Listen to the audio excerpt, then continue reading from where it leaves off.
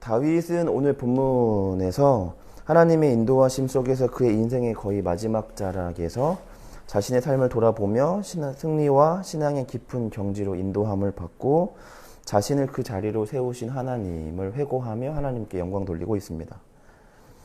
이 본문에 기록된 찬송은 찬송임과 동시에 신앙 고백입니다. 그리고 이것은 다윗의 개인의 신앙 고백이지만 그 개인의 신앙 고백을 넘어 성경에 기록이 될 만큼 이스라엘 공동체, 그리고 더 나아가서는 믿는 자들이 주 앞에 고백해야 하고 또 그렇게 고백하게 되는 신앙 고백입니다.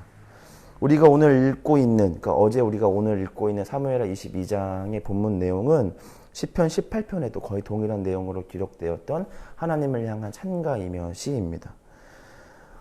이 시를 우리가 이제 이 22장에는 모르겠지만 시편 18장에 가면 소제목으로 어떻게 나와 있냐면, 다윗이 그 모든 원수들의 손에서 사울의 손에서 건져주신 날에 다윗이 지은 시라고 기록되어 있습니다. 그러니까 오늘 우리가 지금 보고 있는 사무엘하 22장 그리고 동일하게 기록된 이 시편 18편의 이 고백은 다윗이 지나서, 그러니까 사울의 손에서 자신을 건져내어 주신 하나님을 회고하며 하나님께 이 지어 찬송으로 올려드린 시입니다.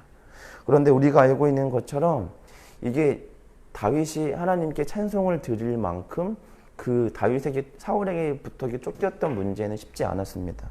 그 기간은 성경학적으로 이제 한 10년 정도 기간을 잡고 10년의 도망 생활 동안 그는 굉장히 오랜 시간 동안 비참한 현실을 살았어야 했고, 그 어떤 높낮이, 인생의 높낮이라고 치면 그 골리앗을 쓰러뜨리며 이스라엘 앞에 혜성같이 등장하고 이스라엘을 번번이 위기로부터 구했던 그를 향해서 이스라엘 사람들과 백성들은 그를 향해 만만이라고 칭송하며 찬송했습니다. 그리고 다윗 또한 그 하나님과 이스라엘, 그리고 이스라엘을 다스리는 사울, 그리고 그의 백성들을 향해서 진심으로 충성하며 최선을 다하며 섬겼습니다. 그런데 그 충성과 진심의 결과는 결국 10년 동안 냉혹하게 쫓기고 그가 그동안 받았던 모든 칭찬이 무색할 만큼 비참해지는 현실이었습니다. 그가 어디까지 떨어지냐면 그 제사장 아히멜렉을 속여 제사장만 먹을 수 있는 진설병을 속여서 빌어먹는 정도의 수준까지 이르게 되고, 또 자신이 죽였던 골리앗의 적국이었던 블레셋 땅에 그 아비멜렉 앞에서 미친 채 하며 침을 이렇게 질질, 수염에 질질 흘리며 문짝에 이렇게 기대며 이렇게 할 정도로 미친 채 하며 목숨을 구걸해야 할 만큼 그의 삶은 비참했습니다. 그러니까 그 10년의 세월 동안 10년 뒤에 너가 이런 고난이 끝난다라고 하는 기간이 정해진 게 아니라 다윗으로 하여금 내가 하나님께 기름 부음 받았던 것은 마치 한여름밤의 꿈처럼 그런 일이 있었는가 싶을 정도로 그냥 나는 이렇게 살다가 그냥 이렇게 빌어먹다가 죽겠구나라는 현실 앞에 그의 신앙은 그렇게 냉혹하게 철저히 버림받은 것처럼 살아갔습니다. 시편 18편과 좀 성격이 비슷한 성격을 가지고 있는 시편 34편은 동일하게 그 아까 말씀드렸던 이 아비멜렉 앞에서 미친 채 하다가 쫓겨나서 지은 시가 기록되어 있습니다. 그러니까 우리가 알고 있는 것처럼 이 다윗이 사울에게 쫓겼을 때도, 그리고 이 아비멜렉 앞에서 미친 채 하다가 결국에는 쫓김을 받았을 때에도 그는 그 당시 그의 삶을 하나님께 찬송하기 어려운 지극한 현실이었습니다. 어떤 드라마틱하고 뭔가 영적이고 신비의 어떤 사건이 그 당시에 다윗을 그 문제 앞에 꺼내주지 않았습니다. 그러니까 이러다가 결국 끝나겠구나. 내가 뭔가 하나님 앞에 큰 실수를 했나 보구나. 내가 기름 부음 받은 건 뭔가 사무엘의 실수는 아니었을까라고 하는 의심이 결국 확신이 될 만큼 굉장히 긴 시간 동안 다윗은 그렇게 절망 속에 살았습니다. 그런데 신기하게도 우리가 예전에 말씀을 살펴봤던 비슷한 내용과 함께 그렇게 비참한 현실을 살아가고 있는 다윗 앞에 어떠한 환상적이고 신비하고 영적인 어떤 현상이 없습니다. 예전에 뭐 모세와 같이 뭐 떨기나무에 불이 붙거나 또는 뭐 그 강한 손이 와서 이렇게 막 다윗을 붙들어 주거나 하지 않고 그냥 굉장히 현실적인 삶을 살아갑니다. 그냥 그렇게 뭔가 이 급류에 휩쓸린 어떤 하나의 배처럼 그냥 그렇게 떠돌아다니는 것처럼 그 시간들을 채워갑니다. 10년 뒤에는 그래도 좀 달라질 거다라고 하는 말이 있어도 견디기 어려운 시간입니다. 10년. 뭐 제가 군 생활을 2년을 딱 채워서 했는데 저보다 더 오랜 시간 동안 군 생활 한 사람들이 보면 2년 군 생활 뭐 아주 쉬웠겠네라고 말씀하실지 모르겠지만 정해진 2년이어도 그 군 생활은 굉장히 힘들었습니다. 저한테는입니다.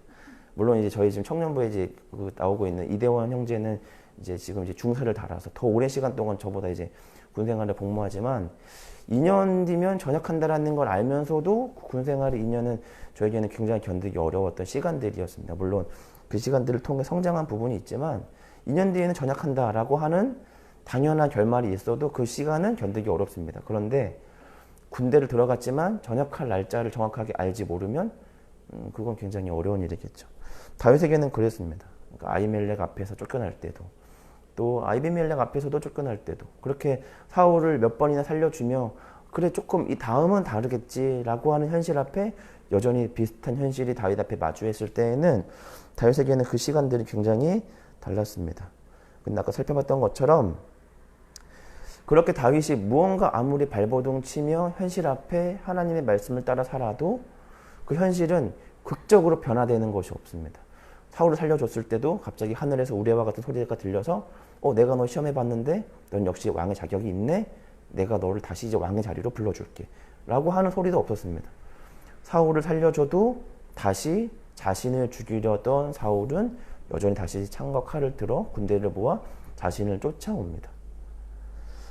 그렇게 하나님은 마치 다윗을 버려두신 것처럼 그 시간들을 내버려 둡니다.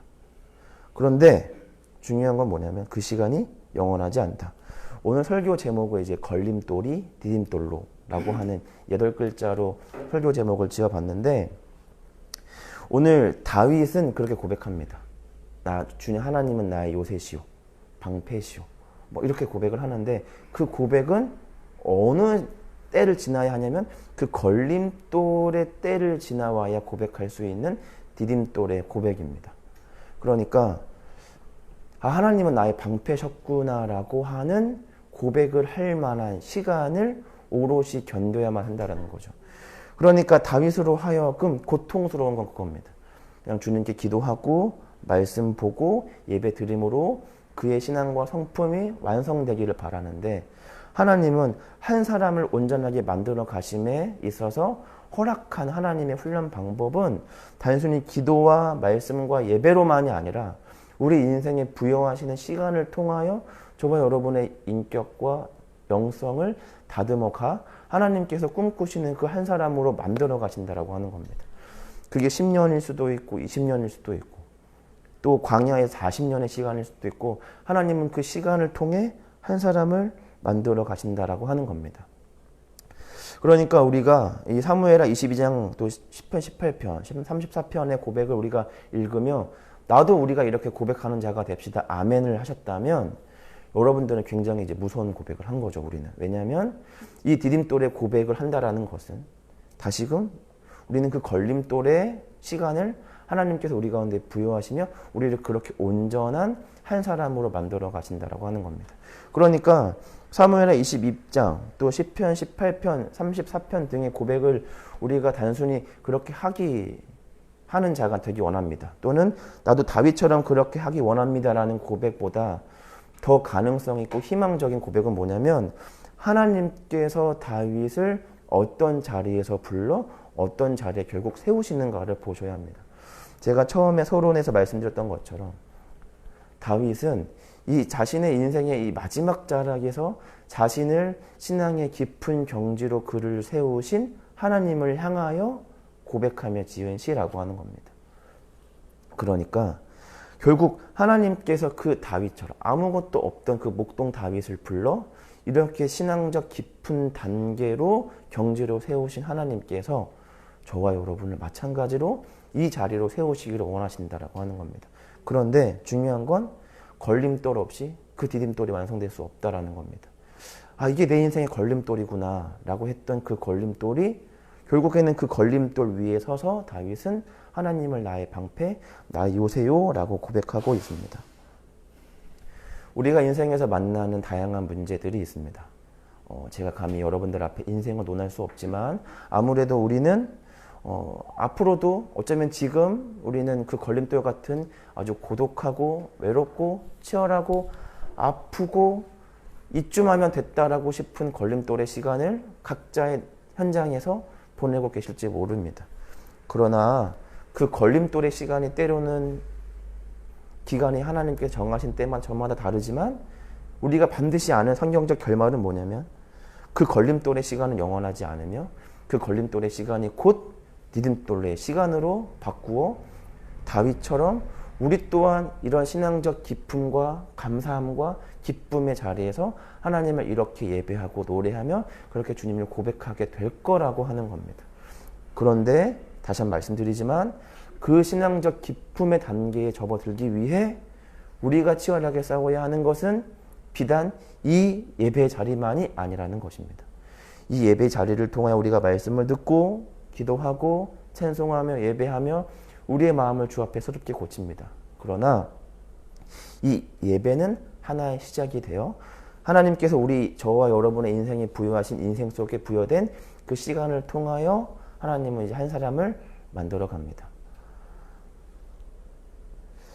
다윗은 그가 선 자리가 아니라 하나님께서 인도하신 그 자리에 서서 그 디딤돌의 자리에서 하나님을 찬양합니다. 오늘 이 시간 말씀을 듣는 저와 여러분 또한 그렇게 되기를 원합니다. 우리의 영리함, 신앙적 열심과 기쁨의 단계를 오늘 성경은 말하는 것이 아니라 아무것도 없던 아주 미약했던 신앙적 단계를 가지고 있던 다윗을 그 디딤돌의 자리로 불러 세우신 하나님을 기억하며 그 다윗과 아브라함과 또 모세와 함께 하셨던 그 하나님께서 오늘의 현실 속에서 저와 여러분들과 함께 하시며 여전히 저와 여러분을 한 교회로 만들어 가시고 그 시간을 들여 그 자리로 인도하신다라고 하는 겁니다. 그 시간을 제 입으로 감히 어른들께 말씀드리기는 참 민망스러운 말이지만 우리 걸림돌의 시간들 살아가고 계시는 성도님들 넉넉히 견디십시오. 제가 힘주시는 게 아니라 하나님이 힘주시고 저는 여러분들과 함께하지 않지만 그 하나님이 여러분들과 함께하고 계십니다. 그리고 저와 여러분들과 함께하셔서 그 다윗을 디딤돌로 세우셨던 것처럼 저와 여러분들을 마찬가지로 그 디딤돌의 그 깊은 자리에서 하나님은 나의 방패십니다 라고 고백하는 그 자리로 불러 세우시고 오늘의 하루가 그 과정의 하루가 됩니다. 오늘도 그 과정의 하루로 나아가시는 여러분들 모두 되시기를 간절히 소망합니다.